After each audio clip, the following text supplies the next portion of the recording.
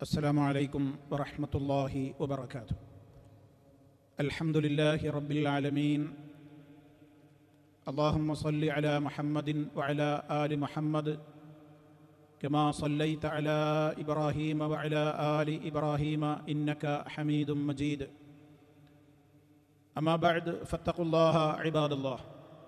باب النهي عن التجسس والتسمع لكلام من يكره استماعه. قال الله تعالى: ولا تجسسوا. وقال تعالى: والذين يؤذون المؤمنين والمؤمنات بغير ما اكتسبوا فقد احتملوا بهتانا وإثما مبينا. സ്നേഹമുള്ള സഹോദരി സഹോദരന്മാരെ, സുഹൃത്തുക്കളെ, റിയാദുസ് സാലിഹീനിൽ സത്യവിശ്വാസികളായ ആളുകളുടെ ജീവിതത്തിൽ അവർ വളരെ സൂക്ഷ്മതയോടുകൂടി ചില സ്വഭാവങ്ങളിൽ നിന്ന് പരിപൂർണമായും വിട്ടുനിൽക്കേണ്ടതുണ്ട് എന്ന അധ്യായത്തിലാണ് നമ്മളുള്ളത്. ഇന്ന് നമുക്ക് കേൾക്കുവാനുള്ള ഹദീസ് ബാബുൻ നഹി അനി തജസ്സുസി, തജസ്സുസ് വിരോധിക്കപ്പെട്ടതാണ് എന്നുള്ളതിനെ സംബന്ധിച്ച് പറയുന്ന അധ്യായമാണ്. വത്തസമ്മുഇ ലികലാമി മൻ യക്റഹു ഇസ്തിമാഉഹു, തൻ്റെ സംസാരം ആര് കേൾക്കൽ വെറുക്കുന്നുവോ അത്തരത്തിലുള്ള സംസാരങ്ങൾക്ക് കാതോർക്കലും വിരോധിക്കപ്പെട്ട സംഗതിയാകുന്നു എന്ന കാര്യങ്ങളാണ് നമുക്ക് ഇന്ന് ചർച്ച ചെയ്യുവാനുള്ള ഹദീസുകളിൽ പ്രധാനമായും വിവരിക്കപ്പെട്ടിട്ടുള്ളത്. അല്ലാഹു സുബ്ഹാനഹു വ തആല പരിശുദ്ധ ഖുർആനിലൂടെ ഹറാമാക്കിയിട്ടുള്ള ഒരു പ്രധാനപ്പെട്ട ദുസ്വഭാവമാണ് സൂറത്തുൽ ഹുജറാത്തിലെ 13-ാമത്തെ ആയത്തിൽ നമുക്ക് കാണാം: വലാ തജസ്സസു, നിങ്ങൾ ചുഴിഞ്ഞന്വേഷിക്കുകയും അരുത് എന്നാണ് അതിൻ്റെ അർത്ഥം. തജസ്സസ എന്ന് പറഞ്ഞാൽ അതുകൊണ്ട് ഉദ്ദേശിക്കപ്പെടുന്നത് ഒരു പ്രധാനപ്പെട്ട കാര്യം മനുഷ്യൻ അതിൻ്റെ പിന്നാലെ കൂടി എന്താണത് എന്ന് അറിയുവാൻ വേണ്ടിയുള്ള ചുഴിഞ്ഞന്വേഷണങ്ങൾക്കാണ് തജസ്സുസ്, അതേപോലെ തന്നെ തഹസ്സുസ് എന്നൊക്കെ പറയുക. നമ്മുടെ നാടൻ മലയാളത്തിൽ പറയും ചാരപ്പണി എടുക്കുക. ഒരു മനുഷ്യനെ സംബന്ധിച്ച് നമുക്ക് ചില പ്രധാനപ്പെട്ട കാര്യങ്ങൾ നമ്മൾ എന്തൊക്കെയോ വിചാരിക്കുന്നു, ഒരാളെക്കുറിച്ച് നമ്മൾ ചില കാര്യങ്ങൾ ധരിച്ചു വെക്കുന്നു, അതിനനുസരിച്ച് ആ വ്യക്തിയെ നമ്മൾ ഇങ്ങനെ ഫോളോ ചെയ്യുകയാണ്. അയാൾ എവിടെയൊക്കെയാണ് പോകുന്നത്, അയാൾ ആരുമായൊക്കെയാണ് ബന്ധപ്പെടുന്നത്, അയാളുടെ മറ്റു ജീവിതത്തിൻ്റെ അവസ്ഥകൾ എന്തൊക്കെയാണ് എന്നിങ്ങനെ അനാവശ്യമായ ഇടപെടലുകൾ നടത്തുക എന്നുള്ളതാണ് വാസ്തവത്തിൽ തജസ്സുസ് എന്ന് പറയുന്നത് കൊണ്ട് ഉദ്ദേശിക്കപ്പെടുന്നത്. അത് അനുവദിക്കപ്പെട്ട ചില ഘട്ടങ്ങളുണ്ട്. അതുകൊണ്ടാണ് രാജ്യാന്തര അടിസ്ഥാനത്തിലും രാഷ്ട്രങ്ങൾ തമ്മിലും അതുപോലെ തന്നെ ഗവൺമെൻറ് തലങ്ങളിലുമൊക്കെ ജാസൂസുകൾ അഥവാ CID ഡിപ്പാർട്ട്മെൻറ്റ് തന്നെ നമുക്ക് കാണുവാൻ സാധിക്കും. പലതും അന്വേഷണത്തിനുള്ള വകുപ്പുകളുണ്ട്, ചുഴിഞ്ഞന്വേഷിക്കുവാനുള്ള ഡിപ്പാർട്ട്മെൻറ്റുകളുണ്ട്. അതൊക്കെ ഇസ്ലാം അനുവദിച്ചിട്ടുള്ള ചില പ്രധാനപ്പെട്ട മറ്റു മേഖലകളാണ്. ഇവിടെ നമ്മൾ ഉദ്ദേശിക്കുന്നത് സാധാരണഗതിയിൽ അനാവശ്യമായി ആളുകൾക്കിടയിൽ കണ്ടുവരുന്ന ഒരു വലിയ ദുസ്വഭാവമാണ്. ഒരാളെ സംബന്ധിച്ച് നമുക്ക് ആവശ്യമില്ലാത്ത കാര്യങ്ങളിൽ ഇടപെട്ട് അയാളെ ഇങ്ങനെ പിന്നാലെ കൂടുക, എന്നിട്ട് അയാളെക്കുറിച്ച് ഓരോന്ന് ധരിക്കുക, എന്നിട്ട് നമ്മൾ അതിങ്ങനെ അതന്നെയാണോ ശരി, അങ്ങനെ തന്നെയാണോ എന്നൊക്കെ അറിയാൻ ഇങ്ങനെ ഒരാളുടെ കുറ്റവും കുറവും നോക്കി ഇങ്ങനെ പിന്നാലെ കൂടുന്ന രീതി, അത് ഇസ്ലാം വിരോധിച്ചിട്ടുള്ള സംഗതിയാണ്. ഇനി ഹദീസിലെ ആ പദങ്ങൾ കേട്ട് അതിൻ്റെ വിശദീകരണങ്ങളിലൂടെ കടക്കുമ്പോൾ നമുക്കതിൻ്റെ ഉദാഹരണങ്ങൾ പറയുമ്പോൾ വളരെ വ്യക്തമായി മനസ്സിലാക്കുവാൻ സാധിക്കും. ഖുർആൻ ഇത് പറഞ്ഞത് സൂറത്തുൽ ഹുജറാത്തിലെ 12-ാമത്തെ ആയത്തിൽ, നിങ്ങൾ ഒരാളെ സംബന്ധിച്ച് ഊഹിച്ചു പറയരുത് എന്നിങ്ങനെ പറഞ്ഞ് അവിടുന്ന് അങ്ങോട്ടുള്ള കുറേ കാര്യങ്ങൾ പറഞ്ഞ കൂട്ടത്തിലാണ് പറയുന്നത് വലാ തജസ്സസു, നിങ്ങൾ ചുഴിഞ്ഞന്വേഷിക്കുകയും ചെയ്യരുത് എന്ന് പറയുന്നത്. ഇനി രണ്ടാമതായി ഇമാം നവവി റഹ്മത്തുള്ളാഹി അലൈഹി ഉദാഹരണമായി നൽകിയത് സൂറത്തുൽ അഹ്സാബിലെ 58-ാമത്തെ ആയത്താണ്. അതിൽ പറയുന്ന വിഷയവും ഇതുമായിട്ടുള്ള ബന്ധം എന്താണ്? അവിടെ പറയുന്നത് എന്താണ്? സൂറത്തുൽ അഹ്സാബിൽ വല്ലദീന യുഅ്ദൂനൽ മുഅ്മിനീന വൽ മുഅ്മിനാതി ബിഗൈരി മക്തസബു ഫഖദ് ഇഹ്തമലൂ ബുഹ്താനൻ വഇസ്മൻ മുബീനാ. വല്ലദീന യുഅ്ദൂനൽ മുഅ്മിനീന, സത്യവിശ്വാസികളെ ബുദ്ധിമുട്ടിക്കുന്നവർ, ശല്യം ചെയ്യുന്നവർ. വൽ മുഅ്മിനാത്തി, സത്യവിശ്വാസിനികളെയും വിശ്വാസികളായ പുരുഷന്മാരെയും സ്ത്രീകളെയും ഒക്കെ ശല്യം ചെയ്യുന്നവർ. എന്തും കൊണ്ട്? ബിഗൈരി മക്തസബു, അവർ ചെയ്തിട്ടില്ലാത്തതിൻ്റെ പേരിൽ, അവർ ചെയ്തിട്ടില്ലാത്ത കാര്യങ്ങളുടെ പേരിൽ അവരെ ശല്യം ചെയ്ത് പിറകെ കൂടുന്ന ആളുകൾ. അല്ലാഹു പറയാണ് ഫഖദ് ഇഹ്തമലു, അത്തരം ദുസ്വഭാവങ്ങൾ പേറുന്ന ആളുകൾ വാസ്തവത്തിൽ പേറുന്നത്, വഹിക്കുന്നത് ബുഹ്താന, കള്ള ആരോപണത്തെയാണ്. ബുഹ്താൻ എന്ന് പറഞ്ഞാൽ കള്ളമായ വർത്തമാനം. വ ഇസ്മം മുബീന, വ്യക്തമായ നിലക്കുള്ള കുറ്റവുമാണ് അവർ അത് കാരണത്താൽ ഏറ്റെടുക്കേണ്ടി വരുന്നത്, അല്ലെങ്കിൽ അവർ ഏറ്റെടുത്തിട്ടുള്ളത്. സൂറത്തുൽ അഹ്സാബിൽ പറയുന്നത് സത്യവിശ്വാസികളെ ശല്യം ചെയ്യുന്നത് വിരോധിച്ചുകൊണ്ടുള്ളതാണ്. എങ്ങനെയാണ് ഈ അധ്യായവുമായിട്ട് ആ ആയത്ത് യോജിക്കുന്നത്? പണ്ഡിതന്മാർ കൃത്യമായി തന്നെ വിശദീകരിച്ചു. ഒരു മനുഷ്യനെ സംബന്ധിച്ചിടത്തോളം അയാളെ ഊഹിച്ച് പിറകെ കൂടിക്കഴിഞ്ഞാൽ അയാൾക്ക് ഒരുപാട് ശല്യങ്ങൾ ഇത്തരം പിന്നാലെ കൂടുന്ന ആളുകൾ ഉണ്ടാക്കും. നമ്മുടെ നാട്ടിൽ പണ്ടൊരു പ്രയോഗമുണ്ടായിരുന്നു, പപ്പരാസികളിൽ നിന്ന്. പല ആളുകളുടെയും പിറകെ ഇങ്ങനെ അവരെ വാച്ച് ചെയ്യാൻ കുറേ ആളുകൾ ഏർപ്പാട് ചെയ്യാൻ. അത് സെലിബ്രിറ്റികളായ ആളുകളുണ്ടാകും, അല്ലാത്തവരുണ്ടാകും, പല ആളുകളുണ്ടാകും.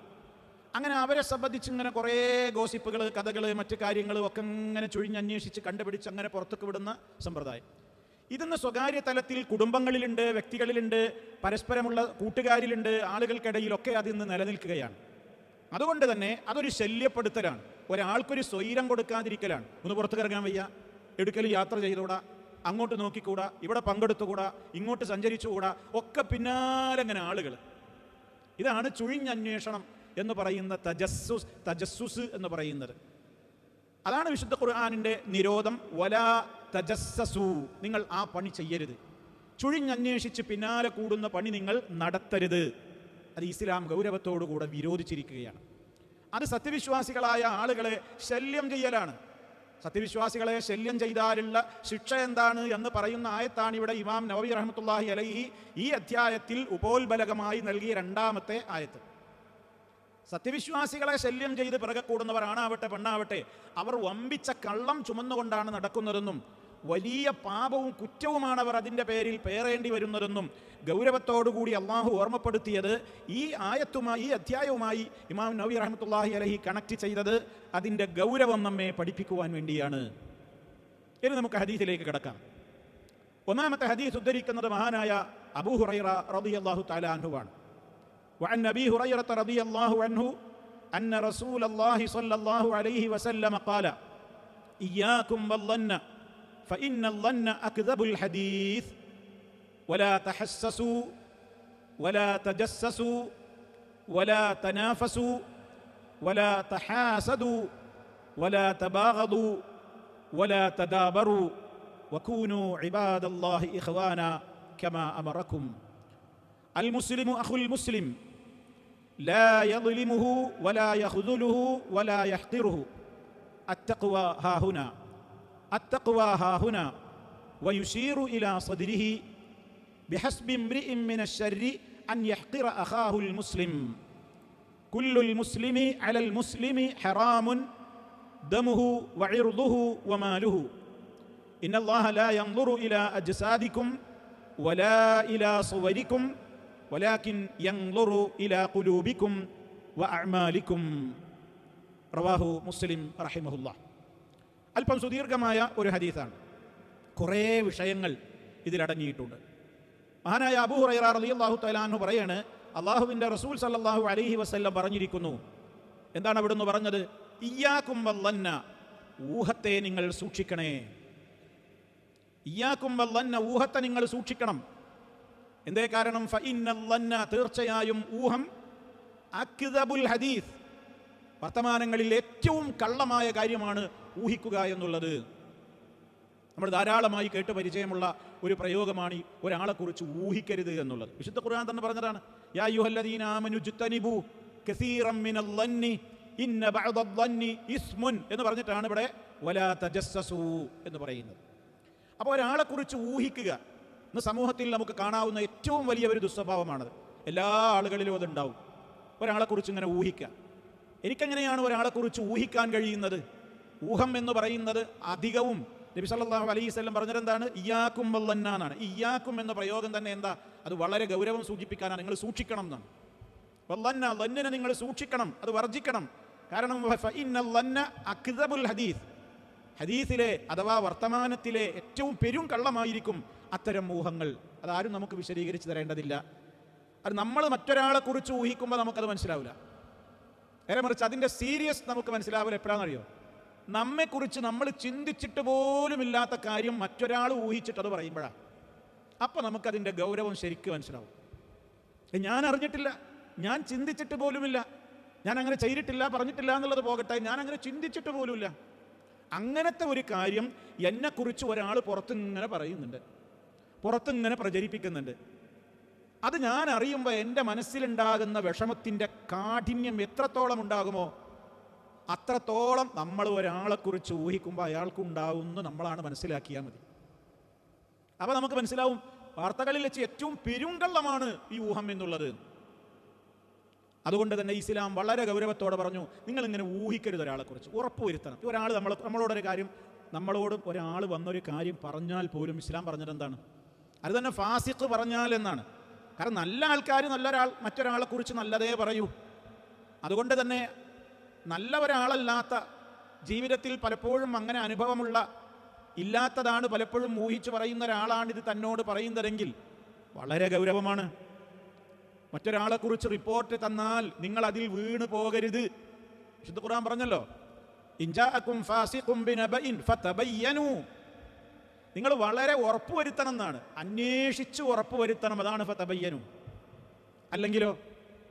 അല്ലെങ്കിൽ നമ്മളത് കേൾക്കും, അദ്ദേഹം പറഞ്ഞത് ശരിയാണെന്ന് വേഗം വിചാരിക്കും, മറ്റേ വ്യക്തി ഒന്നും അറിയുന്നുണ്ടാവില്ല. അതിനനുസരിച്ച് പിന്നെ അദ്ദേഹത്തെ കാണുമ്പോൾ നമ്മുടെ മുഖഭാവം, നമ്മുടെ ബോഡി ലാംഗ്വേജ്, നമ്മുടെ സംസാരം, നമ്മുടെ ഇടപെടൽ, നമ്മുടെ പെരുമാറ്റങ്ങൾ എല്ലാം വ്യത്യസ്തമാവും. പ്രശ്നം എന്താണ്? ഒന്നുമില്ല, നമ്മൾ ഊഹിച്ചതാണ്. നമ്മെ ഊഹത്തിലേക്ക് മറ്റൊരാൾ കൊണ്ടുപോയതാണ്, നമ്മൾ അതിൽ വീണുപോയി. അതുകൊണ്ട് ഇസ്ലാം പറഞ്ഞു, നിങ്ങൾ അങ്ങനെ ഊഹിക്കരുത്, അങ്ങനെ ഊഹിച്ച് നിങ്ങൾ ഇടപെടരുത്. ഇടപെട്ട് നിങ്ങൾ ചില കാര്യങ്ങളിൽ ഇടപെട്ടിട്ട് പിന്നീട് നിങ്ങൾ നെടും ഖേദത്തിലെത്തിപ്പോകും. അതാണ് വിശുദ്ധ ഖുർആൻ പറഞ്ഞത്, ഫതബയ്യനൂ. നിങ്ങൾ അതിൽ വീണു പോകുന്നതിൻ്റെ മുമ്പേ നിങ്ങൾ അന്വേഷിച്ച് ഉറപ്പുവരുത്തണം. ഇൻജാഅകും ഫാസിഖും ബിനബഇൻ ഫതബയ്യനൂ. അല്ലെങ്കിലോ അൻ തുസീബൂ ഖൗമൻ ബിജഹാല ഫതുസ്ബിഹൂ അലാ മാ ഫഅൽതും നാദിമീൻ. കാരണം നിങ്ങൾ ആ വാക്ക് കേട്ടിട്ട് നിങ്ങൾ ചില പ്രവർത്തനങ്ങൾ ചെയ്യും.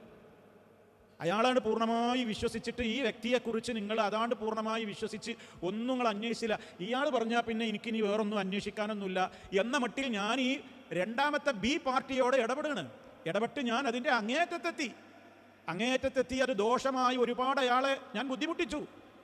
പക്ഷേ കുറേ കഴിഞ്ഞപ്പോഴാണ് എനിക്ക് പൂർണ്ണ ബോധ്യം വന്നതെന്ത്? അയാൾ നിരപരാധിയായിരുന്നു.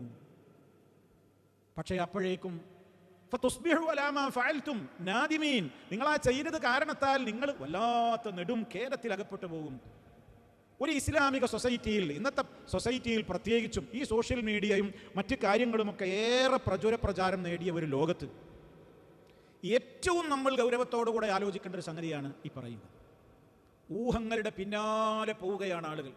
ഒരാളെക്കുറിച്ചാണ്ട് ഊഹിച്ച് അയാളോട് ക്ലിയർ ചെയ്യാതെ, അയാളോട് സംസാരിക്കാതെ, അയാളുമായിട്ടത് പങ്കുവെക്കാതെ, അയാളോട് മാത്രം ഞാൻ സംസാരിക്കൂല, മറ്റു പലരോടും സംസാരിക്കും. ആ വ്യക്തിയോട് ക്ലിയർ ചെയ്യേണ്ട കാര്യം ഉണ്ടാവുള്ളൂ, ഒന്നും സംഭവിച്ചിട്ടുണ്ടാവില്ല. പക്ഷേ ഊഹിച്ചു. ഊഹം വന്നു കഴിഞ്ഞാൽ പിന്നെ അതിൻ്റെ ബൈ പ്രൊഡക്റ്റാണ്, നതീജയാണ് ബാക്കി പറയുന്ന കാര്യം. അതുകൊണ്ടാണ് വിശുദ്ധ ഖുർആൻ എന്ന് പറഞ്ഞത്, യാ അയ്യുഹല്ലദീന ആമനു ജ്തനിബൂ കസീറൻ മിനൽ ളന്നി ഇന്ന ബഅദൽ ളന്നി ഇസ്മുൻ എന്ന് പറഞ്ഞിട്ട് പിന്നെ പറയാണ് വലാ തജസ്സസൂ. ഒരാളെക്കുറിച്ച് ഊഹിച്ചാൽ പിന്നെ ഞാൻ അതാണ്ട് പിന്നാലെ കൂടും. പിന്നെ എനിക്കൊരാളെക്കുറിച്ച് മോശപ്പെട്ടൊരു ചിന്ത വന്നാൽ പിന്നെ അയാളെ ഞാനിങ്ങനെ എങ്ങനെ അയാളെ സമൂഹത്തിൽ അടിച്ച് താഴ്ത്താൻ പറ്റും എന്നാണ് പിന്നെ അടുത്ത ചിന്ത. അതിന് പിന്നെ എന്താ വഴി? ആ വ്യക്തിക്ക് എന്തെങ്കിലും ഫാൾട്ടുകൾ ഉണ്ടോ എന്ന് കണ്ടെത്തലാ. അതിനിങ്ങനെ പിന്നാലെ കൂടും. അത് കുടുംബജീവിതത്തിലുണ്ട്, പ്രയാസങ്ങൾ ഉണ്ടാക്കുന്ന ഒരുപാട് കാര്യങ്ങളുണ്ട്.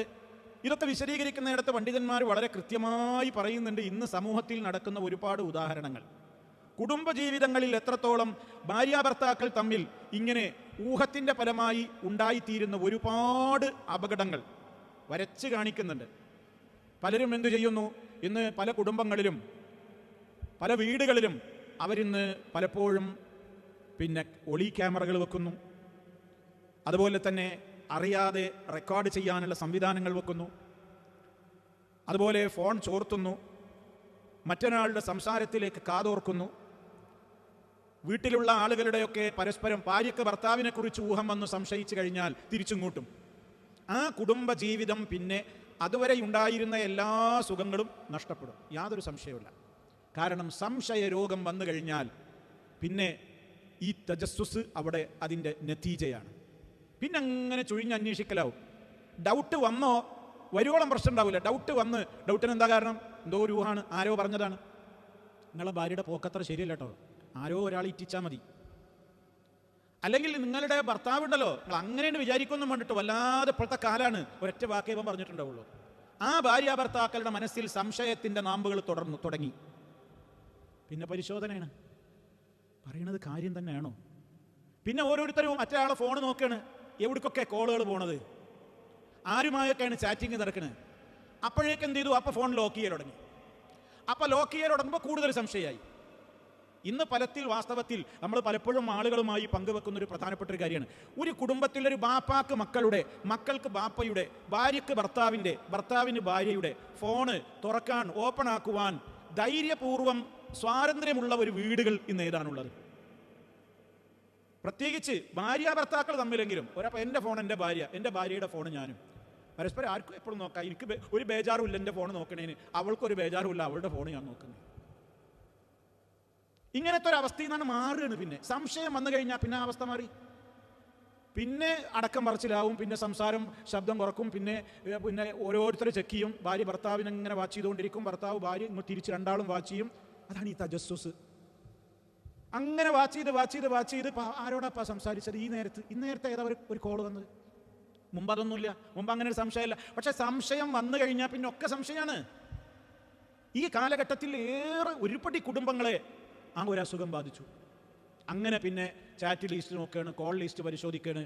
അതുപോലെ തന്നെ റെക്കോർഡിംഗ് സംവിധാനം, ഒരാളുടെ ഫോണ് മറ്റൊരാൾ അയാൾ അറിയാതെ തന്നെ അയാളുടെ എന്തൊക്കെ, ഇന്നിപ്പോൾ അങ്ങനെയൊക്കെ സംവിധാനങ്ങളുണ്ടല്ലോ, അതൊക്കെ ആളുകൾക്ക് അറിയാലോ. എനിക്ക് നിങ്ങളുടെ ഫോണിൽ എന്തൊക്കെ വരുന്നു എന്ന് നോക്കാനുള്ള സംവിധാനങ്ങൾ ഒക്കെ എല്ലാ സ്ഥലങ്ങളിലുമായി കഴിയുന്നൊരു രീതി. വീട്ടിലേക്ക് കിടക്കുമ്പോൾ വീട്ടിൽ പിന്നെ ബേജാറായി വീട്ടിൽ നിന്ന് പുറത്തു പോകാൻ വയ്യ.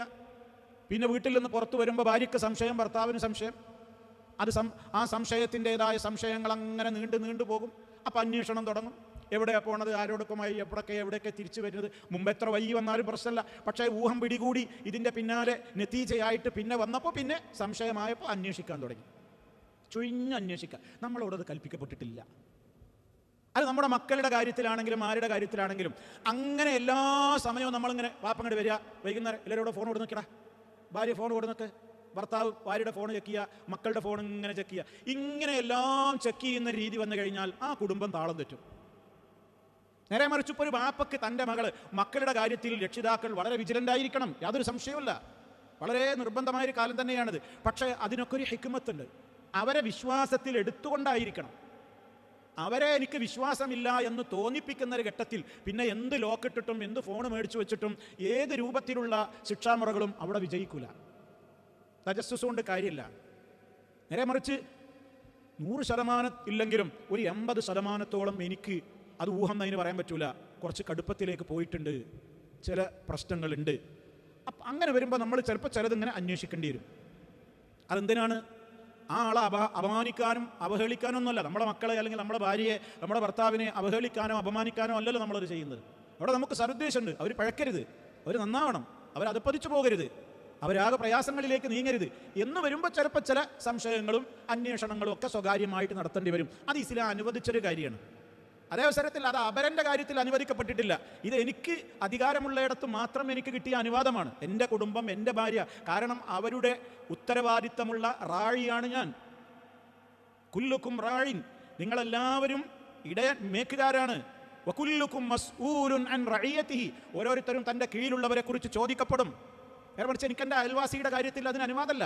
അവൻ്റെ വീട്ടിലേക്ക് ആരൊക്കെ വരുന്നു, എപ്പോഴൊക്കെ ആരാപ്പോൾ അവിടെ വന്നത്, ആ വന്ന ആളും ഇവളായിട്ടുള്ള ബന്ധം എന്താ? ഇങ്ങനെ ഒളിഞ്ഞു നോക്കുക, വാതിൽ പഴുതിൻ്റെ ഉള്ളിലൂടെ അങ്ങനെ നോക്കുക, ആരാപ്പാ വന്നത്? ഇങ്ങനെ അടുത്ത വീട്ടിലേക്ക് ഒളിഞ്ഞു നോക്കുക, വാതിലിലൂടെ നോക്കുക.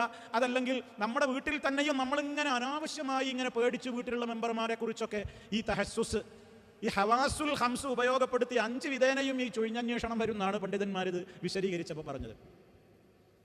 ചിലർ ഭർത്താവ് മണത്ത് നോക്കുന്നതാണ്. ഇവിടുന്ന് പോകുമ്പോഴത്തെ ഒരു മണം അല്ലല്ലോ ഭർത്താവ് ചങ്ങായി തിരിച്ചു വന്നപ്പോൾ, ഏതാപ്പോൾ പുതിയ അത്തർ, ഏതാപ്പോൾ ഒരു പുതിയ സ്പ്രേങ്ങൾ എവിടുന്ന വരുന്നു. ഇതൊക്കെ ഒന്ന് കുടുംബങ്ങളിൽ നടക്കുന്നു. എത്ര കേസുകളിൽ കൗൺസിലേഴ്സിന്റെ മുമ്പിൽ എത്തുന്ന എത്ര പരാതികൾ. നിങ്ങൾ പോകുമ്പോൾ അങ്ങനെ ആയിരുന്നില്ലല്ലോ, ഒപ്പം എന്തെങ്ങനെ പെണ്ണിനെ കുറിച്ച് അപ്പുറം അങ്ങോട്ടും ഇനി ആരോടാ സംസാരിച്ചത്? ഒന്നും ഉണ്ടാവില്ല. അങ്ങനെ പല ഒക്കെ അടിസ്ഥാനം എന്താണ്? ഈ ഊഹം. നമ്മളാണ് ഊഹിക്കുകയാണ്. ഊഹിച്ചാൽ പിന്നെ ഊഹം ശരിയാണോ നോക്കാം, അങ്ങനെ പിന്നാലെ കൂടി നമ്മളങ്ങനെ പരിശോധിച്ച് അങ്ങനെ പോകും. അതിനുള്ള ഉദാഹരണങ്ങളാണ് ഇപ്പം ഞാൻ ഈ പറയുന്നത് മുഴുവൻ. വാതിൽ നമ്മളെ ഹാൻഡിലുണ്ടല്ലോ, അതുവരെ പരിശോധിക്കുന്ന ആളുകളുണ്ട് എന്നാണ്. ആളുകളുടെ കൂട്ടത്തിലേ ആരാപ്പം അവിടെ വന്നത്?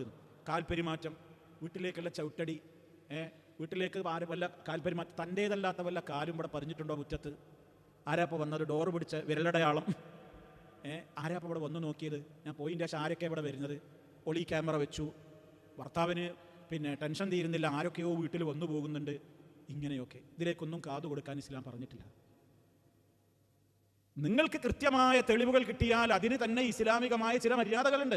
ആ മര്യാദകൾ പാലിക്കുക എന്നുള്ളതല്ലാതെ ഒരാളെ അപമാനിച്ച് അവഹേളിച്ച് ഒരു സമൂഹത്തിൽ ഏറ്റവും കൂടുതൽ വിള്ളലുണ്ടാക്കി അതിനെ പെരുപ്പിച്ച് ബന്ധങ്ങളെ ഇല്ലാതാക്കി തീർക്കുന്ന സ്വഭാവങ്ങളെ മുഴുവനും ഇസ്ലാം ഗൗരവത്തോടെ കാണുകയാണ്. അതുകൊണ്ടാണ് ഊഹങ്ങളെ നിങ്ങൾ വർജിക്കണം എന്ന് പറഞ്ഞ ഉടനെ വലാ തജസ്സസൂ എന്ന് പറയുന്നത്. കാരണം അതിൻ്റെതായ റിസൾട്ട്, ഈ ഊഹത്തിൻ്റെ പിന്നാലെ പോകുന്ന ആളുകൾ അത് കാരണമായിട്ട് അവർ ചെയ്യുന്ന പണിയാണ് ഈ രൂപത്തിലുള്ള പ്രവർത്തനം എന്ന് നിങ്ങൾ നോക്കൂ. പണ്ഡിതന്മാർ പറയുന്ന മറ്റൊരു ഉദാഹരണം, വസലൽ അംറു ബി ബഅ്ദിൻ നിസായി, ചില സ്ത്രീകളിൽ നിന്ന് കണ്ടുവരുന്നു. എന്ത്? അത് ഭർത്താക്കന്മാരിലും ഉണ്ട്. അവർ ഇന്നത്തെ കാലഘട്ടങ്ങളിൽ അവർ പുതിയ പല തന്ത്രങ്ങളും പ്രയോഗിക്കുന്നു എന്നാണ്. പുറത്തു പോയിട്ട് ഞാനിതിൽ അറബി വാചകങ്ങൾ വായിക്കുന്നില്ല, നമ്മുടെ സമയം വളരെ വിലപ്പെട്ടതാണല്ലോ, അതുകൊണ്ട് ഒരു ആശയം ഞാൻ പറയാം. പുറത്തു പോയിട്ട് എന്ത് ചെയ്യും? ഇന്ന് ആധുനിക സംവിധാനങ്ങൾ ഉപയോഗപ്പെടുത്തി ഒന്നുകിൽ അവൾ എന്ത് ചെയ്യും, അല്ലെങ്കിൽ അവൻ എന്ത് ചെയ്യും? ബിസൗത്തിൻ മുഗായിരിൻ, ഭർത്താവിനോട് സൗണ്ട് മാറ്റിയിട്ട് സംസാരിക്കുന്നു. അപ്പോൾ ഭാര്യ സംസാരിക്കണമെങ്കിൽ ഒരു ഭർത്താവ് ഭാര്യനോട് സംസാരിക്കണം, ഒരു പെണ്ണ് സംസാരിക്കും പോലെ, അല്ലെങ്കിൽ ഒരു ആണ് സംസാരിക്കും പോലെ അങ്ങോട്ടും ഇങ്ങോട്ടും സംസാരിക്കാം. അതായത് എന്നോട് എൻ്റെ ഭാര്യ ഒരാണായിട്ട് സംസാരിക്കാൻ, അതുപോലെ ഞാൻ എൻ്റെ ഭാര്യയ്ക്ക് ഞാൻ ഫോൺ ചെയ്യാം ഒരാണായിട്ട്. അപ്പോൾ അവൾ ഒരു അന്യ ആൾ വിളിച്ചാൽ അല്ലെങ്കിൽ ഒരു അന്യ പെണ്ണ് സംസാരിക്കുമ്പോൾ ഇവരെ ജവാബിൻ്റെ രീതി എന്താണ്, ഇവരെ സംസാരത്തിൻ്റെ രീതി എന്താണെന്നൊക്കെ. മാത്രമല്ല എത്രത്തോളം ഇന്നത്തെ കാലഘട്ടത്തിൽ ഇപ്പോൾ സംവിധാനങ്ങൾ തന്നെ മാറിയില്ലേ എന്നാണ്. ഔ ബി ജിഹാസിൻ യുഗയ്യിറു സൗത്ത് ലി തഖ്തബിറ സൗജ്, ഭർത്താവിനെയോ അല്ലെങ്കിൽ ഭാര്യയോ ഒക്കെ പരിശോധിക്കാൻ വേണ്ടിയിട്ട് ഇന്നിപ്പോൾ നമുക്കിന്ന് സംവിധാനങ്ങളുണ്ടല്ലോ. എന്ത്? നമുക്ക് ഓരോരുത്തരെയും ഫോണുകളിൽ ഇപ്പം ഞാൻ ഇങ്ങനെ സംസാരിക്കുമ്പോൾ എൻ്റെ ഭാര്യ കേൾക്കുക എന്തായിരിക്കും? വേറൊരാളെ വോയിസ് ആയിരിക്കും. പെണ്ണിൻ്റെ വോയിസിൽ സംസാരിക്കാം ഒരാണിന്, ആണാണ് സംസാരിക്കുന്നത്, പക്ഷേ അങ്ങേ തലക്കൽ കേൾക്കുക എന്താണ്? പെണ്ണിൻ്റെ വോയിസാണ്. അപ്പം അങ്ങനെ കൊഞ്ചി സംസാരിച്ചാൽ അതിനപ്പുറത്ത് നിന്ന് എങ്ങനെ മറുപടി വരുന്നത്? അപ്പം സംശയം, ഇതാണ് നിങ്ങളെ പരിപാടിയല്ലേ? സംശയമായില്ലേ? ഇങ്ങനെയൊക്കെ പരിശോധിക്കാൻ വേണ്ടി ഇന്ന് ആളുകൾ നടക്കുന്നു. ഇതൊക്കെ ഇന്ന് കുടുംബജീവിതത്തിൽ കാണുന്നു. അതിനുവേണ്ടി പ്രത്യേകം സിമ്മുകൾ അവർ വാങ്ങുന്നു.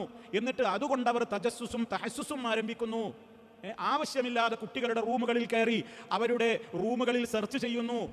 അതുപോലെ തന്നെ ഭാര്യയുടെയും മക്കളുടെയും പെൺമക്കളുടെയും ഒക്കെ റൂമുകളിലും അവരുടേതായ താമസ സ്ഥലങ്ങളിലുമൊക്കെ അനാവശ്യമായ രൂപത്തിലുള്ള സെർച്ചുകൾ അവർ നടത്തുന്നു സ്വകാര്യമായി. ഇങ്ങനെയൊക്കെ അവസ്ഥയിലേക്ക് നീങ്ങുമ്പോൾ വാസ്തവത്തിൽ എന്ത് സംഭവിക്കുന്നു? ആ വീട് നരകമായി മാറുന്നു. ഇതൊന്ന് കുടുംബങ്ങളിൽ സംഭവിക്കുന്ന കാര്യങ്ങളാണ്. ഒരാളെക്കുറിച്ച് ഇങ്ങനെ അനാവശ്യമായിട്ടുള്ള ഈ പിന്നാലെ കൂടലുണ്ടല്ലോ, അത് കുടുംബത്തിൽ പോലും പറ്റൂല.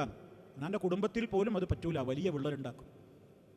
ഇസ്ലാം അങ്ങനെ പിന്നാലെ കൂടാൻ വേണ്ടി പറഞ്ഞിട്ടില്ലല്ലോ. എന്തിനാ മഹാനായ നബി സല്ലല്ലാഹു അലൈഹി വസല്ലം യാത്ര കഴിഞ്ഞിട്ട് തിരിച്ചു വരുമ്പോൾ നിങ്ങൾ മുന്നറിയിപ്പില്ലാതെ വീട്ടിൽ കയറരുതേ എന്ന് ഭർത്താക്കന്മാരോട് പറഞ്ഞത്? ഇസ്ലാമിൻ്റെ ഒരു നിയമമാണ്. ഒരു സഫർ കഴിഞ്ഞിട്ടൊരു ഭർത്താവ് വരികയാണെങ്കിൽ വരുന്ന സമയം ഭാര്യയെ അറിയിക്കണം എന്നാണ്. നിങ്ങൾ ലാ തത്റുഖന്ന, നിങ്ങൾ രാത്രി പോയിട്ട് വാതിൽ മുട്ടരുത്, പെട്ടെന്ന് നിങ്ങൾ കയറരുത്, മുന്നറിയിപ്പില്ലാതെ എന്നാണ് പറഞ്ഞത്. അവിടെ അത് പറഞ്ഞിടത്ത്, അത് വിശദീകരിച്ചിടത്ത് പണ്ഡിതന്മാർ പ്രത്യേകം ചില കാര്യങ്ങൾ എടുത്തു പറഞ്ഞു. ഒന്ന്, ഇതിന് വലിയ സാധ്യത ഉണ്ട്. ഒന്നാമത്തെ കാര്യം, ഒരു ഭാര്യ ഒരു ഭർത്താവിൽ നിന്ന് കാണരുതാത്ത കാര്യങ്ങൾ കാണാൻ എന്ന് പറഞ്ഞാൽ, ഒരു ഭർത്താവ് യാത്ര കഴിഞ്ഞ് വരുമ്പോൾ തൻ്റെ ഇണയെ കാണാൻ ആഗ്രഹിക്കുന്ന ഒരു രൂപമുണ്ടാകും. ആ വേഷത്തിലും ആ ഒരു വൃത്തിയിലും ഒക്കെ കാണലാണ് ആഗ്രഹിക്കുക. അതിനൊക്കെയുള്ള ഒരു സാവകാശം കൊടുക്കാതെ പെട്ടെന്ന് കയറി ചെന്നാൽ അവൾ വീട്ടിലുള്ള ഒരു മുഷിഞ്ഞ വേഷത്തിലോ ഒരു പക്ഷേ മറ്റേതെങ്കിലും നമ്മൾ ഇഷ്ടപ്പെടാത്ത രൂപത്തിലുള്ള ഒരു വേഷത്തിലോ ഒക്കെ ആയിരിക്കുമ്പോൾ ഒരു ഭർത്താവിൻ്റെ മനസ്സിൽ ഭാര്യയോട് ഒരു സ്നേഹത്തിനൊരു കുറവ്, ആകർഷണീയതക്കൊരു കുറവ്, ഒരു കമ്മി വരരുതേ എന്ന് വിചാരിച്ചുകൊണ്ട് ഇസ്ലാം അത്രത്തോളം പറഞ്ഞു. അതോടൊപ്പം വേറെന്തു കൂടി പറഞ്ഞു, ഇങ്ങനെയുള്ള ഡൗട്ടുകൾ ഉണ്ടാവാൻ പാടില്ല. ഒരു മുന്നറിയിപ്പും കൂടാതെ കയറി വരുമ്പോൾ ഒരു ഭാര്യ എന്ത് വിചാരിക്കും, വെറുതെ അല്ല നിങ്ങളിങ്ങനെ കയറി വരുന്നത്, നിങ്ങൾക്ക് ഇതിനെക്കുറിച്ച് എന്തോ ഡൗട്ട് ഉണ്ടല്ലേ. ഇന്നത്തെ കാലഘട്ടം നിങ്ങൾ ആലോചിച്ച് നോക്കൂ. ഇന്നിപ്പോൾ ആളുകൾ സർപ്രൈസ് കൊടുക്കുക എന്നാണ് പറയുന്നത്. സർപ്രൈസ് കൊടുക്കുക, അതിപ്പം ഒരു ട്രെൻഡാണ്. ഒരു അറിയിപ്പില്ലാതെ പെട്ടെന്നാണ് വീട്ടിലേക്ക് കയറി ചെല്ലുക. ഗൾഫിലേക്ക് പോയവൻ 1 കൊല്ലമായി 1.5 കൊല്ലമായി അല്ലെങ്കിൽ 6 മാസമായി വെറുതെ പുറത്തുനിന്നൊക്കെ ഫോൺ ചെയ്തിട്ടുണ്ടാവും, എന്തൊക്കെ വിശേഷങ്ങൾ, സുഖല്ലേ, കുട്ടികളൊക്കെ ഭക്ഷണം കഴിച്ചോ, നിങ്ങളൊക്കെ ഭക്ഷണം കഴിച്ചോ, പ്രത്യേകിച്ചൊന്നുമില്ലല്ലോ, ഓക്കെ എന്നാ പിന്നെ വിളിക്കാട്ടോ എന്നൊക്കെ പറഞ്ഞ് 10 മിനിറ്റ് കഴിയുമ്പോഴേക്ക് ഇവർ വന്ന് പെട്ടെന്ന് വീട്ടിൽ അതിന് ക്യാമറക്കാരെയൊക്കെ റെഡിയാക്കി പിന്നാലെ കൂടി. ഇതൊക്കെ എത്ര വലിയ രൂപത്തിലുള്ള അബദ്ധങ്ങളാണ്. എന്താ ഇസ്ലാം പറഞ്ഞത്? അങ്ങനെ പെട്ടെന്നൊരു വീട്ടിൽ കയറി ചെല്ലാൻ പാടുണ്ടോ? എൻ്റെ വീടാന്ന് പറഞ്ഞിട്ട് കാര്യമുണ്ടോ? എൻ്റെ വീടാണ്, ഞാൻ ഉണ്ടാക്കിയ വീടാണ്, എനിക്ക് ഏത് സമയം കയറി ചെല്ലാം. അങ്ങനെയൊന്നും ഇസ്ലാം നിയമം വെച്ചിട്ടില്ല. ഇസ്ലാം പറഞ്ഞ് നിന്റെ വീടായാലും വേണ്ടില്ല, നിന്റെ വീട്ടിലേക്ക് നീ കയറി ചെല്ലുമ്പോൾ നീ അവിടെ അനുവാദം ചോദിക്ക്. എന്തനുവാദം? എപ്പോഴും രാവിലെ ഡ്യൂട്ടിക്ക് പോയിട്ട് വരുന്ന ഭർത്താവിൻ്റെ കാര്യമല്ല ഈ പറയുന്നത്. അതിപ്പോൾ ഒരു ഭാര്യയ്ക്കും അറിയാം, ഭർത്താവിനും അറിയാം എപ്പോഴാണ് വരിക. സ്വാഭാവികമായിട്ടുള്ള ഓരോ ദിവസത്തെയും ദിനചര്യകളൊക്കെ എല്ലാ വീട്ടിലും എല്ലാവർക്കും അറിയാം. ഇതല്ല, അപ്രതീക്ഷിതമായിട്ട് പെട്ടെന്നാണ് കയറി ചെന്ന് ആ രൂപത്തിലുള്ളൊരു പ്രവർത്തനം. ഇതെന്ന് ആളുകൾ ട്രെൻഡായിട്ട് ചെയ്യുന്നവരുണ്ട്. ട്രെൻഡ് എന്ന പേരിൽ തൻ്റെ ഭാര്യയോടുള്ള സംശയരോഗം കാരണത്താൽ ട്രെൻഡ് എന്ന പേരിൽ ചുഴിഞ്ഞന്വേഷണത്തിന് കയറി വരുന്നവരുണ്ട്. വിചാരിക്കാതെ ഞാനൊന്ന് ചെന്നോക്കട്ടെ, ഇവളുടെ പരിപാടി എന്താണെന്ന് അറിയാലോ. ഇങ്ങനെയുള്ള ഒരു ലോകത്ത് മഹാനായ നബി സല്ലല്ലാഹു അലൈഹി വസല്ലം പഠിപ്പിക്കുന്നത് നോക്കൂ. പാടില്ല. ഹെഡിങ്ങിൽ തന്നെ പറഞ്ഞില്ലേ, വത്തസമ്മഉ ലികലാമി മൻ യക്റഹു ഇസ്തിമാഉഹു. ഒരാളുടെ സംസാരത്തിലേക്ക് ഇങ്ങനെ കാതോർക്കുക. ഞാൻ അങ്ങനെ ഫോൺ ചെയ്യാണ്, അല്ലെ നിങ്ങൾ ഫോൺ ചെയ്യാണ്, ഒരാവശ്യമല്ല. ഞാൻ അങ്ങനെ എൻ്റെ ഫോണിലേക്ക് നോക്കി ഇങ്ങനെ ഇരിക്കുക, എൻ്റെ കാത് അവിടെ. അയാളെന്താ പറയണു? അയാളോടെ പാട് സംസാരിക്കണത്. എന്നാൽ അയാൾ ഇന്നെ നോക്കിയാൽ മനസ്സിലാവുകയും ചെയ്യരുത്, ഞാൻ എൻ്റെ ഫോണിൽ എന്തോ കാര്യമായിട്ട് ഞാൻ തോണ്ടിയിരിക്കുകയാണ്, നിന്റെ ചെവി അവിടെയാണ്. ഇത് പാടില്ലാന്ന്, തനിച്ച ഹറാമാണ്. വളരെ ഗുരുതരമായ ശിക്ഷയാണ് ഇതിനുള്ളത്. ഈ അധ്യായത്തിൽ വരുന്നുണ്ട്, ആ ഭാഗത്തും നമുക്ക് വിശദീകരിക്കാം. അപ്പോൾ സുഹൃത്തുക്കളെ, ഇവിടെ നമ്മൾ ഗൗരവത്തോടെ അള്ളാഹിൻ്റെ റസൂൽ നമുക്ക് പഠിപ്പിച്ചു തരാണ്, വലാ തഹസ്സസൂ വലാ തജസ്സസൂ. തഹസ്സുസും തജസ്സുസും തമ്മിൽ വ്യത്യാസങ്ങൾ പണ്ഡിതന്മാർ ഫർക്ക് പറയുന്നിടത്ത് ചിലരൊക്കെ പറഞ്ഞു രണ്ടും ഒരേ അർത്ഥത്തിൽ തന്നെയാണ്, വലിയ വ്യത്യാസമൊന്നുമില്ല. ചിലർ പറഞ്ഞു ചിലതിങ്ങനെ തൊട്ടറിഞ്ഞ്, ചിലർ മണത്തു വെക്കും, അതുപോലെ തന്നെ പിന്നെ കണ്ണുകൊണ്ട്, നോട്ടം കൊണ്ട്, അതുപോലെ തന്നെ കേൾവി കൊണ്ട്, ഇങ്ങനെ ഹവാസുൽ ഹംസ് 5 വിധത്തിലും മനുഷ്യൻ്റെ ഈ രൂപത്തിലുള്ള ഏതെല്ലാം ചുഴിഞ്ഞന്വേഷണങ്ങളൊന്നും ലോകത്തുണ്ടോ അതൊക്കെ ഇതിൽ പെടും.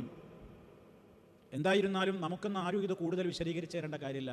ചുഴിഞ്ഞന്വേഷണം ഒരു കുടുംബം തകർക്കും, വ്യക്തിബന്ധം തകർക്കും, അയൽപക്ക ബന്ധം തകർക്കും, സാമൂഹ്യ ബന്ധം തകർക്കും. സമൂഹത്തിലുള്ള ഏറ്റവും നല്ല ക്ലോസായി നടന്നിരുന്ന ആളുകൾ തമ്മിൽ അകലും, പിണങ്ങും, പ്രയാസങ്ങൾ ഉണ്ടാകും, കൊലപാതകം വരെ എത്തും. എന്തായിരിക്കും പ്രശ്നം? അടിസ്ഥാനം എന്തായിരിക്കും? ഊഹം. ഒരു ഊഹത്തിൽ നിന്നാണ് തുടങ്ങിയത്.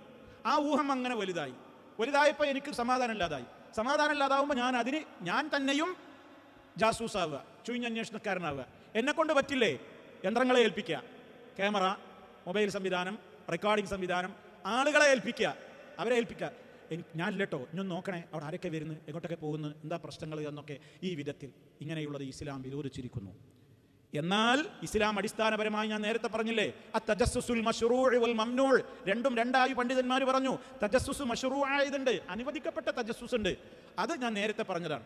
ഒരു അധികാരമുള്ളയിടത്ത്, എൻ്റെ കുടുംബത്തിൽ എനിക്ക് അധികാരമുണ്ട്, അവിടെ ഞാൻ 90% എനിക്ക് ചില കാര്യങ്ങൾ ഉറപ്പായിട്ടുണ്ട്. ഇനി അത് ബാക്കി കാര്യങ്ങൾ കൂടി എനിക്ക് ഉറപ്പുവരുത്തിയിട്ട് വേണ്ട നടപടിക്രമങ്ങളിലേക്ക് നീങ്ങണമെങ്കിൽ എനിക്ക് ആ കാര്യം അന്വേഷിക്കേണ്ടി വരും. അങ്ങനത്തെ അടുത്ത് എനിക്ക് അനുവാദം തന്നിട്ടുണ്ട്, അതെൻ്റെ കുടുംബം, അയൽപ്പക്കത്ത് ഇടപെടാൻ പറ്റൂല. അതേപോലെ തന്നെ ഒരു രാഷ്ട്രത്തിൻ്റെ സുരക്ഷിതത്വത്തിന് വേണ്ടി ആ രാഷ്ട്രത്തിൻ്റെ ഗവൺമെൻറ്, അവിടുത്തെ ഭരണകൂടം, അവർ ചില ചുഴിഞ്ഞന്വേഷണങ്ങൾക്ക് നടക്കും. ശത്രുക്കളെ കുറിച്ചറിയാൻ, ശത്രുക്കളുടെ പ്രവർത്തനങ്ങളെ കുറിച്ചറിയാൻ വിജിലൻ്റ് ആയിരിക്കുന്ന അത്തരത്തിലുള്ള രാഷ്ട്രങ്ങൾ മഹാനായ നബി സല്ലല്ലാഹു അലൈഹി വസല്ലമ ബദർ യുദ്ധത്തിൻ്റെ സന്ദർഭത്തിൽ ചാരന്മാരെ നിയോഗിച്ചിരുന്നു.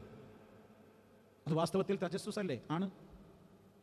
അപ്പുറത്ത് എത്ര ആളുകളുണ്ട് ബദറിൽ പങ്കെടുക്കുന്ന ഖുറൈശി മുശ്രിക്കുകളുടെ എണ്ണം എത്രയുണ്ട്, അവരുടെ അവസ്ഥ എന്താണ് എന്നൊക്കെ അറിയാൻ അള്ളാഹുവിൻ്റെ റസൂലിൻ്റെ കാലത്ത്, അന്ന് ഇവിടെ മൊബൈലും മറ്റ് റെക്കോർഡിങ് മറ്റു സംവിധാനമൊന്നുമില്ലല്ലോ, ആളെ പറഞ്ഞയച്ചിരുന്നു സ്വകാര്യമായിട്ട് വിവരം അറിഞ്ഞു വരാൻ. അത് ഇസ്ലാം അനുവദിക്കപ്പെട്ടൊരു കാര്യമാണ്. അത് എല്ലാവരും സമ്മതിക്കും, അത് മതമുള്ളവരും അല്ലാത്തവരൊക്കെ സമ്മതിക്കും. ഏത് രാഷ്ട്രത്തിനാണ് ഇന്ന് ആ സംവിധാനം ഇല്ലാത്തത്? എല്ലാ രാഷ്ട്രങ്ങൾക്കും ആ സംവിധാനമുണ്ട്. അത് വേറെ വിഷയമാണ്. ഇത് ഒരു ഇസ്ലാമിക സൊസൈറ്റിയിൽ ജീവിക്കുന്ന ആളുകളുടെ സമാധാനം കെടുത്തുന്ന വിധത്തിലുള്ള ഈ രൂപത്തിലുള്ള ചൊഴിഞ്ഞന്വേഷണം ഉണ്ടല്ലോ, അതിൻ്റെ പിന്നാലെ പോകേണ്ട ഒരു കാര്യം നമുക്കില്ല. ഒരാളിങ്ങനെ നടന്നു വരികയാണ്, അയാളിങ്ങനെ വരുമ്പോൾ നമ്മളേക്ക് എവിടുന്ന വരുന്നോ എന്ന് എന്തിനാ നമ്മളെ ചോദിക്കണം? ചിലപ്പോൾ ചിലർക്ക് അത് ഇഷ്ടപ്പെടില്ല. നിങ്ങൾ എവിടുന്ന വരുന്നോ?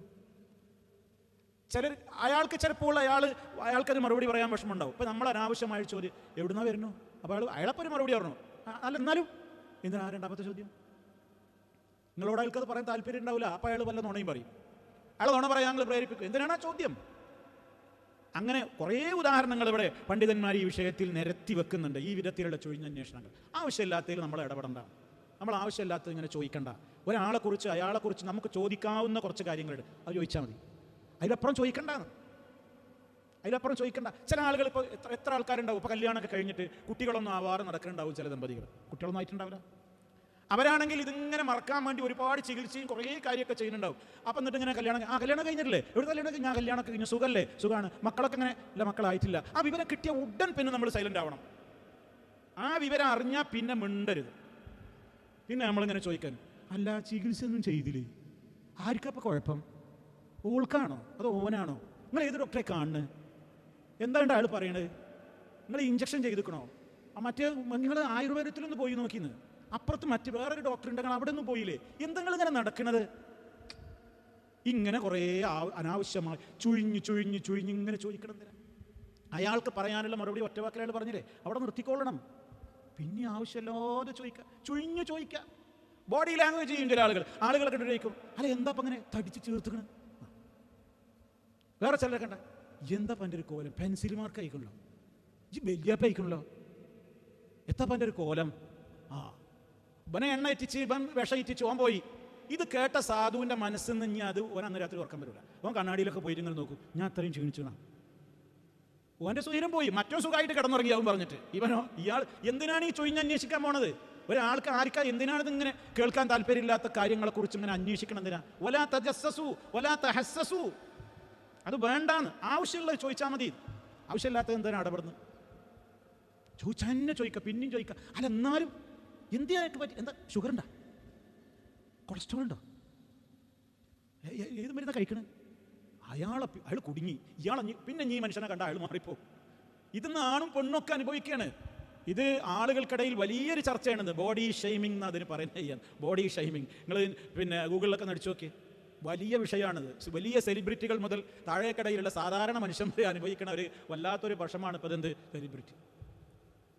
ഈ രൂപത്തിലുള്ള ബോഡി ഷെയ്മിങ് ഒക്കെ എന്താ? ഈ തജസ്സുസ് ആവശ്യമില്ലാത്തത് എന്തിനാ ചോദിക്കുന്നത്? എത്ര കാര്യം നല്ലത് വേറെ പറയാണ്ട്. നിങ്ങൾ നോക്കിയാൽ നമ്മൾ ഇവിടെ അറബ് സഹോദരങ്ങൾ കണ്ടിട്ടില്ലേ? അവർ നമ്മളോട് കാണുമ്പോൾ അവരുടെ എന്താ ഒരു മര്യാദ? ഒരു 100 കൂട്ടം ചോദ്യങ്ങൾ ചോദിക്കും, ഒന്നും വിഷമമുള്ളതുണ്ടാവില്ല. ഒരു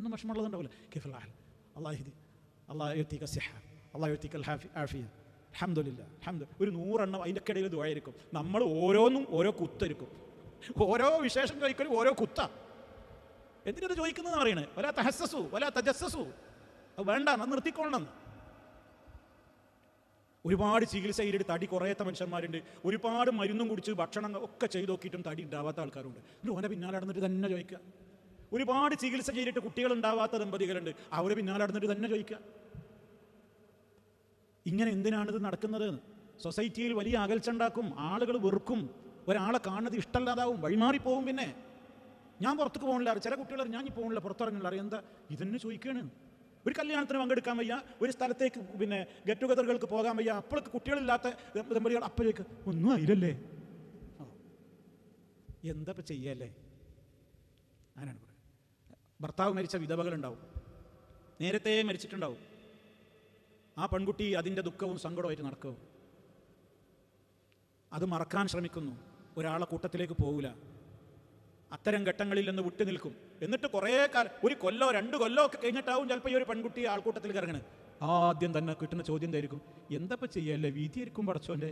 അല്ലെങ്കിൽ ഇപ്പം തന്നെ ഈ ഒരു ചെറിയ പ്രായത്തിൽ ഇപ്പോൾ എന്തപ്പോൾ ചെയ്യല്ലേ? അള്ളാഹു നമുക്ക് ക്ഷമ തരട്ടെ, മൂപ്പർക്ക് സ്വർഗം കൊടുക്കട്ടെ. എൻ്റെ ദുആ വേണ്ടല്ലോ ആ പെണ്ണിനെ. മനസ്സ് എന്തായി? വിഷമിച്ചില്ലേ? എന്തിനാണ് ചോദിക്കുന്നത്? എന്തിനാണത് പറയുന്നത്? നിരവധി അനവധി ഉദാഹരണങ്ങൾ സഹോദരങ്ങളെ നമ്മൾ ഇതുകൊണ്ടൊക്കെ മനസ്സിലാക്കിയെടുക്കണം. അനാവശ്യമായ അന്വേഷണങ്ങൾ പാടില്ല. അതാണ് തഹസ്സുസ് പാടില്ല, തജസ്സുസ് പാടില്ല.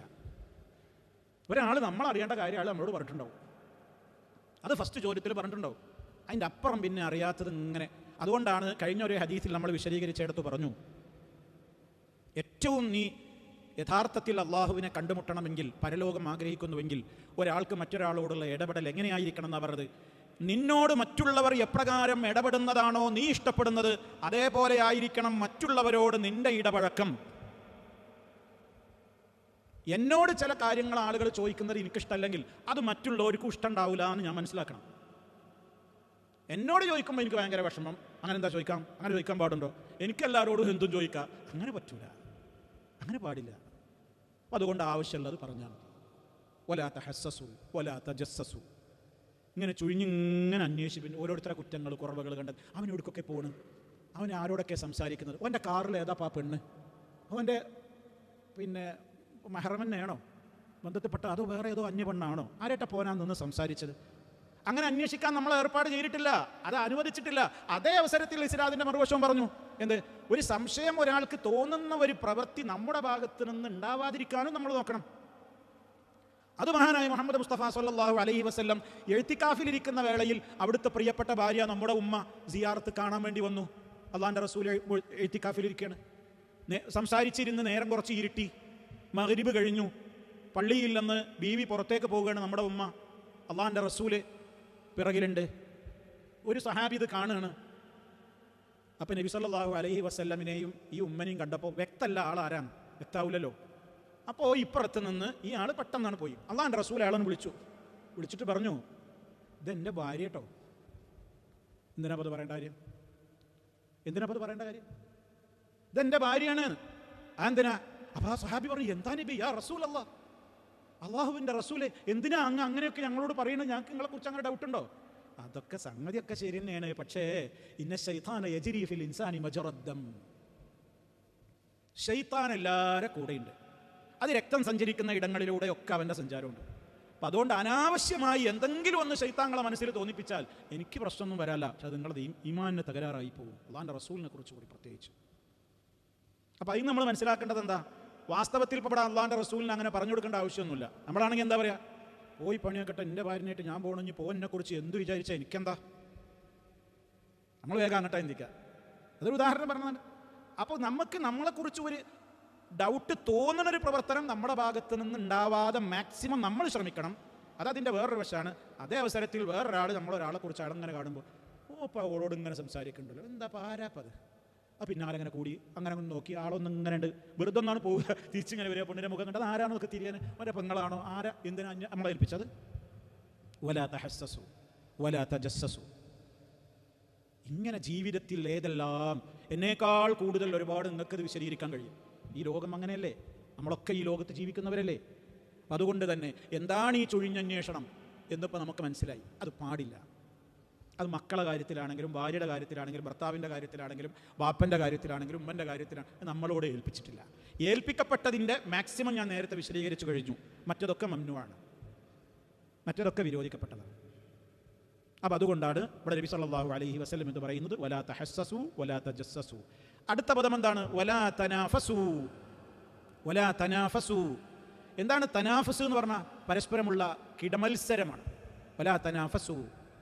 ഓരോരുത്തരും മറ്റവനോട് മത്സരിക്കുക. അവിടെയുണ്ട് തനാഫുസ് മശ്റൂഉണ്ട്. തനാഫുസുൽ മഹ്മൂദ് വ തനാഫുസുൽ മദ്മൂം. ആക്ഷേപകരമായ തനാഫുസ് ഉണ്ട്, പ്രോത്സാഹിപ്പിക്കപ്പെട്ട തനാഫുസ് ഉണ്ട്. പ്രോത്സാഹിപ്പിക്കപ്പെട്ട തനാഫുസ് നമുക്കൊക്കെ അറിയാം. നമ്മളൊക്കെ സൂറത്ത് വൈലുൽ മുത്തഫിഫീൻ ഓതുമ്പോൾ ഓതുന്നുണ്ട്, വഫീ ദാലിക ഫൽയതനാഫസിൽ മുതനാഫിസൂൻ. ഇവിടെ അല്ലാഹ് പറയുന്നു, റസൂൽ എന്താ പറയുന്നത്? വലാ തനാഫസു. തനാഫുസ് പാടില്ല. അല്ലാഹ് പറയുന്നു വഫീ ദാലിക ഫൽയതനാഫസിൽ മുതനാഫിസൂൻ. ഈ കാര്യത്തിൽ അതിൽ മത്സരിക്കുന്നവരൊക്കെ മത്സരിച്ച് മുന്നേറട്ടെ. അതേതാ? സ്വർഗത്തിലേക്ക് പോകേണ്ട കാര്യമാണ് പറയുന്നത്. സ്വർഗം ലഭിക്കുവാൻ നമ്മെ പ്രാപ്തരാക്കുന്ന സൽക്കർമ്മങ്ങളിൽ അതിലാണ് മത്സരിക്കേണ്ടത്. നമ്മൾ അതിൽ കടമത്സരം കാണിച്ചോളി. അവനേക്കാണ് എനിക്ക് മുന്നിലെത്തണം, അവനേക്കാണ് എനിക്ക് മുന്നേറണം, അവനേക്കാണ് എനിക്ക് മുന്നേറണം. പക്ഷേ ദീനിൻ്റെ കാര്യത്തിൽ മാത്രം അതില്ല. ദുന്യാവിൻ്റെ കാര്യത്തിലാണ് വാസ്തവത്തിൽ ഇന്ന് കാണുന്നത് എന്ത്? കിടമത്സരം. അവനക്ക് എത്ര ഉണ്ടോ അങ്ങനെയാണ് ശരിയാവേണ്ടത്, ഞാൻ കാണിച്ചു തരാം, ഞാനാണ്ട് അത് ശരിയാക്കി തരാം. ആ തനാഫുസ്, ആ മത്സരം, അവിടെ മറ്റവനെ തകർത്താരും ആ രൂപത്തിൽ അങ്ങനെ കടമത്സരവും കാര്യങ്ങളും ഒക്കെ നിങ്ങളുടെ ജീവിതത്തിൽ ഉണ്ടാകുമ്പോൾ അതിൻ്റെ നതീജയായിട്ട് കഴിഞ്ഞ ക്ലാസ്സിൻ്റെ പ്രശ്നം വരും. വലാ തഹാസദൂ, കണ്ട ഉടനെ പറഞ്ഞു അല്ലാഹുവിൻ്റെ റസൂൽ, വലാ തഹാസദൂ, നിങ്ങൾ അസൂയ കാണിക്കുകയും ചെയ്യരുത്. ഇടമത്സരം വരുമ്പോൾ പിന്നെ അവിടെ അസൂയ വന്നാൽ പിന്നെ കഴിഞ്ഞ ക്ലാസ്സിൽ പറഞ്ഞ എല്ലാ അതിൻ്റെ ഷെറുകളും ഉണ്ടാവുകയും അപ്പോൾ അവിടെയും ബന്ധം തകർന്നു. അപ്പോൾ ഈ തനാഫുസ് ഇങ്ങനെ ഓരോരുത്തരും ഞാനാ മേലെ മറ്റവനാ മേലെ, എനിക്കപ്പുറത്തെത്തണം, ആ ദീനിൻ്റെ കാര്യത്തിൽ മാത്രം ചിന്തിച്ചോളൂ, ദുന്യാവിൻ്റെ കാര്യത്തിൽ അങ്ങനെ വേണ്ട. അങ്ങനെയാകുന്നത് നിങ്ങളുടെ മുൻഗാമികളെ നശിപ്പിച്ചിട്ടുണ്ടെന്ന് മുഹമ്മദ് മുസ്തഫ സല്ലല്ലാഹു അലൈഹി വസല്ലം. നിങ്ങളുടെ മുൻഗാമികൾക്ക് ഈ വിധത്തിലുള്ള തനാഫുസാണ് അവരെ നശിപ്പിച്ച് തകർത്ത് കളഞ്ഞത്. അങ്ങനെയുള്ളത് നിങ്ങളിൽ ഉണ്ടാവരുതേ നബി സല്ലല്ലാഹു അലൈഹി വസല്ലം പറഞ്ഞു. അത് ആക്ഷേപകരമായ കിടമത്സരമാണ്. ലോകത്തുനിന്ന് കാണുന്നതൊക്കെ ആ നിലക്കുള്ള കിടമത്സരങ്ങളാണ്.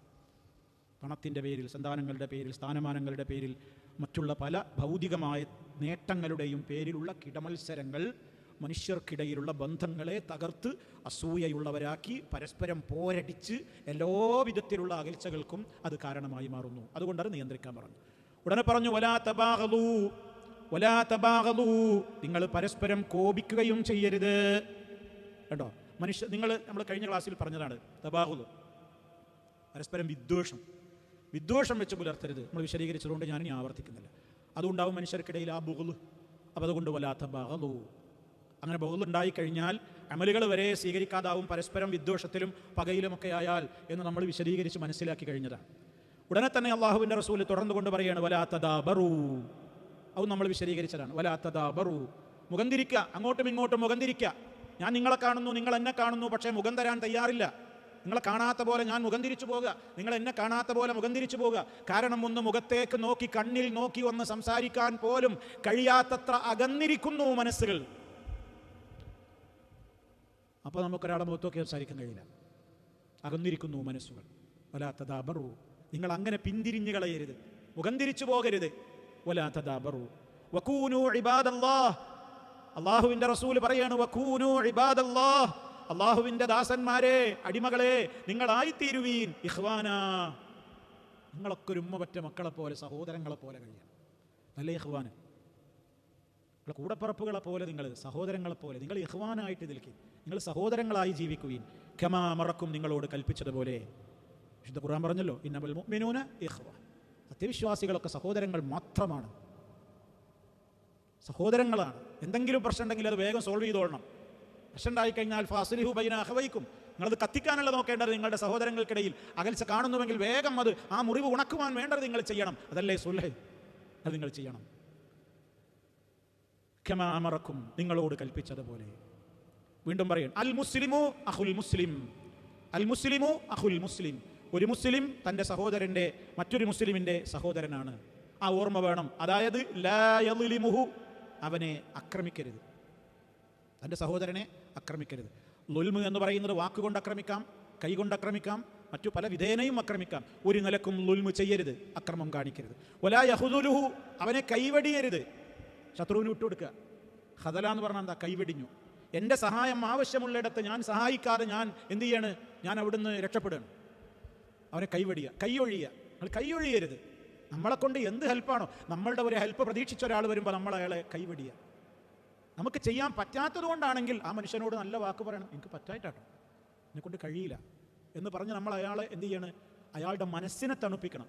അല്ലാതെ അയാൾക്കൊരു തെറ്റിദ്ധാരണ വരുത്തുന്ന വിധത്തിൽ ഒരാളെ നമ്മൾ എന്ത് ചെയ്യരുത്? കൈവടിയരുത്. വലാ യഖ്ദുലുഹു വലാ യഖ്ദുലുഹു വലാ യഹ്ഖിറുഹു, തൻ്റെ സഹോദരനെ നിസ്സാരമാക്കരുത്. ഞാൻ അവനെ മൈൻഡ് ചെയ്യാൻ വിചാരിച്ചിട്ടില്ല എന്ന് പറയരുത്. നിസ്സാരമാക്കുക, ഒരാളെ നിസ്സാരനാക്കുക, അതാണ് ഹഖറ, നിസ്സാരനാക്കുക. ഞാനൊരു വലിയ അവന് കാണില്ല, അവൻ ലൈസബി ഷൈ എന്ന് പറയാ, അവനൊന്നുമല്ല, അവനായിരുന്നു, അവനൊന്നുമല്ല, എനിക്കെന്താ അപ്പം അവനോട് നന്നാവാൻ? അവനാര്? എൻ്റെ മുമ്പിൽ അവനൊന്നും ഒന്നുമല്ല. എൻ്റെ അവിടേക്ക് ഒരു നിലക്കും അവനെത്തൂല. എൻ്റെ ഒരു സ്വാധീനത്തിൻ്റെ കാര്യത്തിലായാലും, എൻ്റെ കയ്യിലുള്ള പണത്തിൻ്റെ കാര്യം നോക്കുകയാണെങ്കിലും, എൻ്റെ ദുന്യാവിലെ മറ്റ് കാര്യങ്ങളുടെ നോക്കുകയാണെങ്കിലും, അവനാര് ഞാനാര്? അവനൊന്നുമല്ല. നിസ്സാരമാക്കരുത്, നിസ്സാരനാക്കരുത്. ഒരാളെ നിസ്സാരനാക്കാൻ നിനക്കെങ്ങ് വകുപ്പാണുള്ളത്. എന്നിട്ട് അള്ളാഹിൻ്റെ റസൂൽ പറയുന്നു, ഹദീസിൻ്റെ ബാക്കി ഭാഗം നോക്കൂ, അത്തഖ്വാ ഹാഹുന അത്തഖ്വാ ഹാഹുന വയുശീറു ഇലാ സദ്രിഹി, അള്ളാഹുവിൻ്റെ റസൂൽ അവിടുത്തെ തിരുനെഞ്ചിലേക്ക് ചൂണ്ടി സദറിലേക്ക് വയുശീറു ഇലാ സദരിഹി, തൻ്റെ നെഞ്ചിലേക്ക് ഇങ്ങനെ ചൂണ്ടിക്കൊണ്ട് 2 തവണ പറഞ്ഞു, അത്തഖ്വാ ഹാഹുന, അത്തഖ്വാ ഹാഹുന, ഭക്തി ഇതാ ഇവിടെയാകുന്നു, ഭക്തി ഇവിടെയാകുന്നു, ഭക്തി ഇവിടെയാണ്, ഭക്തി ഇവിടെയാണ്. എന്നിട്ട് പറഞ്ഞു, ബിഹസ്ബി ഇംറിഇൻ മിനശ്ശർരി, ഒരു മനുഷ്യനെ കുറിച്ച് അയാൾ ചീത്തയാകുവാൻ ഇത് മതി. ഏത് മതി? അൻ യഹ്ഖിറ അഖാഹുൽ മുസ്ലിം, അൻ യഹ്ഖിറ അഖാഹുൽ മുസ്ലിമ, ഒരു മുസ്ലിമായ തൻ്റെ സഹോദരനെ നിന്ദിക്കുക എന്നുള്ളത് തന്നെ മതി ഒരാൾക്ക് ഷർറായിട്ട്. ഞാൻ ഏറ്റവും വലിയ ഷർറായ ഒരാളാവാൻ എന്തേ വേണ്ടു? ഒരു സഹോദരനെ നിന്ദിച്ച് സംസാരിച്ചാൽ മതി. അയാളാര്? ഹല്ലി, നിന്ദിക്കുക. ബത്റുൽ ഹഖ് വഗംതുൻ നാസ്, കിബർ എന്താണെന്ന് അള്ളാഹുവിൻ്റെ റസൂൽ പറഞ്ഞല്ലോ. ഒരാളുടെ ചെരുപ്പ് നന്നാകുന്നതോ, ഷൂ നന്നാകുന്നതോ, ഡ്രസ്സ് നന്നാകുന്നതോ അതൊക്കെ കിബറാകുമോ എന്ന ചോദ്യത്തിന് പറഞ്ഞ മറുപടി എന്താണ്? അതൊന്നുമല്ല കിബർ. കിബർ എന്ന് പറയുന്നത് സത്യത്തെ നിരാകരിക്കുക, സത്യം പറ ജനങ്ങളെ കൊച്ചാക്കുക. അതുകൊണ്ട് നബി സല്ലല്ലാഹു അലൈഹി വസല്ലം അത് പറഞ്ഞു. വീണ്ടും പറഞ്ഞു, കുല്ലുൽ മുസ്ലിമി അലൽ മുസ്ലിമി ഹറാം, എല്ലാ മുസ്ലിമും മറ്റൊരു മുസ്ലിമിൻ്റെ മേൽ പവിത്രമായ ആദരവ് കൊണ്ട് അള്ളാഹു നിയമം പറഞ്ഞിട്ടുള്ളവരാണ്. അതാ ഹറാം എന്ന് പറഞ്ഞാൽ. ഒരു മുസ്ലിം മറ്റൊരു മുസ്ലിമിന് ഹറാമാണെന്ന് പറഞ്ഞാൽ എന്താ? പവിത്രമാണ്, പവിത്രമാണ്, ആദരിക്കേണ്ടതാണ്. മസ്ജിദുൽ ഹറാം എന്ന് പറഞ്ഞാൽ എന്താ? ഹറാമായ പള്ളി എന്നല്ലല്ലോ, നമ്മളെ ഉദ്ദേശിക്കുന്ന അർത്ഥത്തിലുള്ള ഹറാമായ പള്ളി എന്നല്ലല്ലോ, ആദരിക്കപ്പെടുന്ന പള്ളി എന്നാണ്. ഇതേപോലെ ഒരു മുസ്ലിം മറ്റൊരു മുസ്ലിമിന് ഹറാമാണ്, ആദരിക്കേണ്ടവരാണ്. ഏതൊക്കെ? ദമുഹു, അവൻ്റെ രക്തം, വഇറുലുഹു, അവൻ്റെ അഭിമാനം, വമാലുഹു, അവൻ്റെ സമ്പത്ത്. ഇതൊക്കെ വളരെ ഏറ്റവും ശ്രദ്ധിക്കേണ്ട കാര്യങ്ങളാണ്. ഒരാളുടെ അന്യായമായി രക്തം ചിന്തരുത്, അഭിമാനത്തിൽ ഇടപെടരുത്, ധനം നഷ്ടം വരുത്തരുത്. എന്നിട്ട് അള്ളാഹുവിൻ്റെ റസൂൽ അവസാനം പറഞ്ഞു, ഇന്നല്ലാഹ ലാ യൻദുറു ഇലാ അജ്സാദിക്കും, തീർച്ചയായും അള്ളാഹു സുബ്ഹാനഹു വ തആല നിങ്ങളുടെ ബോഡികളിലേക്കല്ല നോക്കുന്നത്. നിങ്ങളുടെ ശരീരത്തിൻ്റെ രൂപം എങ്ങനെയാണ്? നീളമുണ്ടോ, കുറിയവനാണോ, തടിയുണ്ടോ, വെളുത്തിട്ടാണോ, കറുത്തിട്ടാണോ, ഭംഗിയുണ്ടോ, ഭംഗിയില്ലേ എന്നൊന്നല്ല അള്ളാഹ് നോക്കുന്നത്. വലാ ഇലാ സുവരിക്കും, നിങ്ങളുടെ കോലങ്ങളിലേക്ക്, ശരീരങ്ങളിലേക്ക്, രൂപങ്ങളിലേക്കല്ല അള്ളാഹ് നോക്കുന്നത്. വലാകിൻ യൻദുറു, പക്ഷേ അള്ളാഹു നോക്കുന്നത് ഇലാ ഖുലൂബിക്കും, നിങ്ങളുടെ ഹൃദയത്തിൻ്റെ ശുദ്ധിയാണ്, നിങ്ങളുടെ ഹൃദയങ്ങളിലേക്കും, വഅഅമാലിക്കും, നിങ്ങളുടെ അമലുകളിലേക്കുമാണ്. നിങ്ങളൊരു അമൽ ചെയ്യുന്നുണ്ടെങ്കിൽ ആ അമലിൻ്റെ പിന്നിലുള്ള ചേതോ വികാരം എന്ത്? അത് ചെയ്യുമ്പോൾ നിങ്ങളുടെ ഉദ്ദേശമെന്ത്? അതേ അള്ളാഹ് നോക്കുന്നുള്ളൂ. അതുകൊണ്ട് ഒരാളെ വിലയിരുത്തുമ്പോൾ അയാളെ ചേലും കോലവും വേഷവും മറ്റുള്ളതൊന്നും കണ്ടിട്ട് വിലയിരുത്തേണ്ടതാണ്. ഈ ഒരു ഹദീസിൽ പറഞ്ഞ ഒരുപാട് വിഷയങ്ങൾ നിത്യജീവിതത്തിലെ ജീവിതഗന്ധിയായ ഹദീസാണ്. എല്ലാം ഇതിൽ വന്നു കഴിഞ്ഞു. റഹ്മാനായ റബ്ബ് നമ്മുടെയൊക്കെ ജീവിതത്തിൽ ഇത്തരത്തിലുള്ള ദുസ്വഭാവങ്ങൾ വരാതെ എപ്പോഴെങ്കിലും വന്നുപോയെങ്കിൽ അത് പുറത്തു തരാൻ അള്ളാഹുവിനോട് പ്രാർത്ഥിച്ചുകൊണ്ടും ഏറ്റവും നല്ല സ്വഭാവത്തിൻ്റെ ഉടമകളായി ജീവിക്കുവാൻ വേണ്ടി റബ്ബിനോട് പ്രാർത്ഥിച്ചുകൊണ്ടുമൊക്കെ നമ്മൾ മുന്നോട്ട് പോവുക. അള്ളാഹുവിൻ്റെ റസൂൽ സല്ലല്ലാഹു അലൈഹി വസല്ലമിനെ ഇത്തിബാഴ് ചെയ്യുന്ന ആ രൂപത്തിലുള്ള ഒരു സന്മനസ്സിന്, ആ വിധത്തിലുള്ള ഒരു തൗഫീഖിന് വേണ്ടി പ്രാർത്ഥിക്കുകയും പ്രവർത്തിക്കുകയും ചെയ്യുക. അള്ളാഹു തൗഫീഖ് പ്രദാനം ചെയ്യുമാറാകട്ടെ. അപാകതകളും തെറ്റുകുറ്റങ്ങളും പുറത്തു തരുമാറാകട്ടെ. മാരകമായ രോഗങ്ങളിൽ നിന്ന് കാത്തുരക്ഷിക്കുമാറാകട്ടെ. നമ്മിലെ രോഗികൾക്ക് അള്ളാഹു പരിപൂർണമായും ശിഫ നൽകുമാറാകട്ടെ. മരണപ്പെട്ടു പോയവർക്ക് മഗ്ഫിറത്തും റഹ്മത്തും നൽകി അനുഗ്രഹിക്കുമാറാകട്ടെ. റബ്ബന തഖബ്ബൽ മിന്നാ ഇന്നക അൻതസ് സമീഉൽ അലീം. അല്ലാഹുമ്മ സ്വല്ലി അലാ മുഹമ്മദിൻ വഅലാ ആലി മുഹമ്മദ്. സുബ്ഹാനക അല്ലാഹുമ്മ വബിഹംദിക അഷ്ഹദു അൻ ലാ ഇലാഹ ഇല്ലാ അൻത അസ്തഗ്ഫിറുക വഅതൂബു ഇലൈക്.